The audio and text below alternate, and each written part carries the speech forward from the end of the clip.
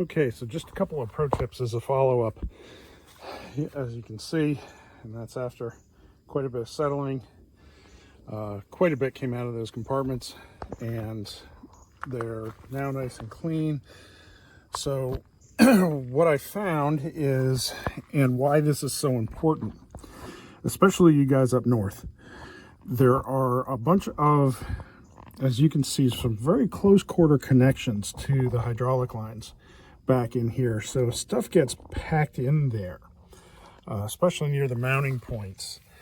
There's going to be, that stuff solidifies and it packs. And every time those hydraulics move, as you can see the pivot points, it's going to move those hydraulics up and down, in and out. And it's going to cause, down south, it's going to cause abrasion. Up north, if that's in the cold and it rains in there and soaks that stuff and you don't get it out, then it could cause ice to build and pop those anchors, pop the fittings, even potentially crush the hoses. And then you're in for a big mess, because that's tough to get into, to do any kind of maintenance in there or replacement. So if you keep after this, it's so much easier. If you do it every 10 to 20 hours, all the sticks fell down. It was all the mud and mulch and dirt and everything that was kind of holding everything up. The sticks were pretty easy to get out overall once I had washed the mud out. Now the other tip is, I was using this this is a carburetor adjuster screwdriver. It's nice and long and thin, kind of whippy. And I was able to get in there and kind of stir things up, pull some sticks out, and that worked really, really well. So the other part of this was, you can see down in under the battery, that's where the inside on the right side comes out into the engine compartment, and a lot of stuff runs out there, so it's important to go back in and rinse it out again and all that.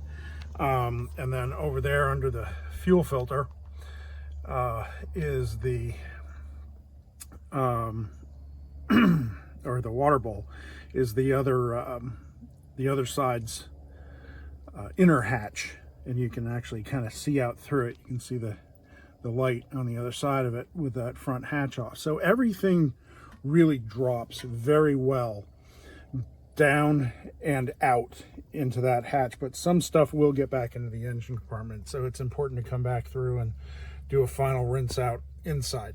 The other thing is that the right hand well is much bigger. There's a lot more room to get your arm in there. The left hand well is a little bit more constricted inside, so that one's going to be kind of tough. And I've got big hands, big arms, so it was tough for me to get in there. Somebody with a skinny arm and nice long arms is going to have a much easier go at it. So again, keep up with this stuff. I hope those tips helped you out, because I honestly didn't realize. I thought I was keeping it fairly clean. So you can see right down to the bottom now. Yay!